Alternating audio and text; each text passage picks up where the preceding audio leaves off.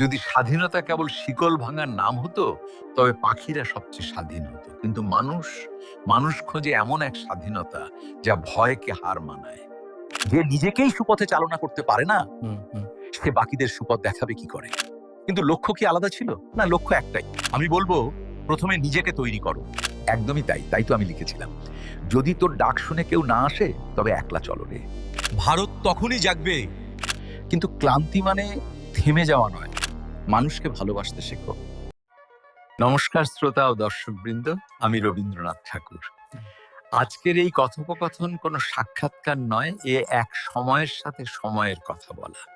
আজ টেগোর পডকাস্টে আমার সামনে বসে আছেন সেই মানুষটি যার স্বপ্ন শুধু কবিতায় নয়, যুদ্ধের ময়দানেও লেখা ছিল। Netaji Subhash Chandra Basu. I do not know how many of us who are going to participate in the coming battles.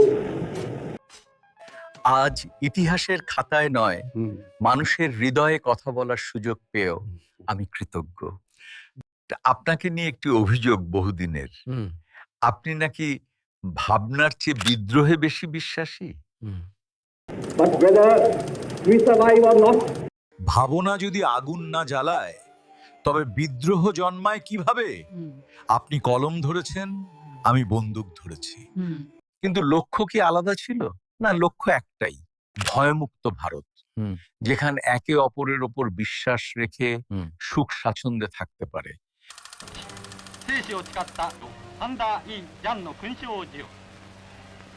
আজকের তরুণরা প্রশ্ন করে, আমরা কি করব?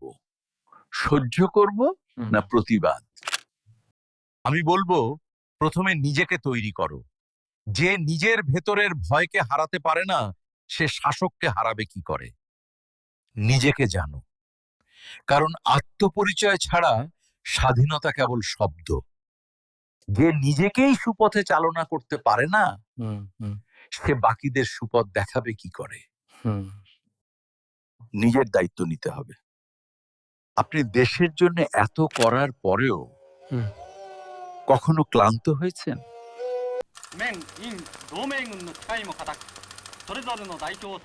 হ্যাঁ, প্রতিদিন। কিন্তু ক্লান্তি মানে থেমে যাওয়া নয়, হার মেনে নেওয়া নয়। কখনো কখনো দেশপ্রেম, মানুষের প্রতি ভালোবাসা, নিঃসঙ্গতাই সবচেয়ে বড় শক্তি হয়ে ওঠে। একদমই তাই তো আমি লিখেছিলাম, যদি তোর ডাক শুনে কেউ না আসে, তবে একলা চলো রে। যদি আজকের ভারতকে একটি বাক্যে কিছু বলতে চান, স্বাধীনতা মানে শুধু পতাকা নয়, স্বাধীনতা মানে প্রশ্ন করার সাহস। আর আমি বলবো, মানুষকে ভালোবাসতে শেখো, কারণ ঘৃণার ওপর দাঁড়ানো দেশ দীর্ঘদিন দাঁড়িয়ে থাকতে পারে না।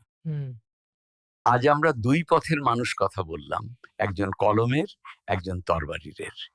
কিন্তু পথ আলাদা হলেও স্বপ্ন একটাই। ভারত তখনই জাগবে, যেদিন তার মানুষ নিজের ভেতরের ভয়কে স্বাধীন করবে। এই কথোপকথন যদি আপনার মনে প্রশ্ন জাগিয়ে তোলে, তবে সেটাই আমাদের সার্থকতা। চ্যানেলটি সাবস্ক্রাইব করুন, কারণ ভাবনা থামলে ইতিহাস থেমে যায়।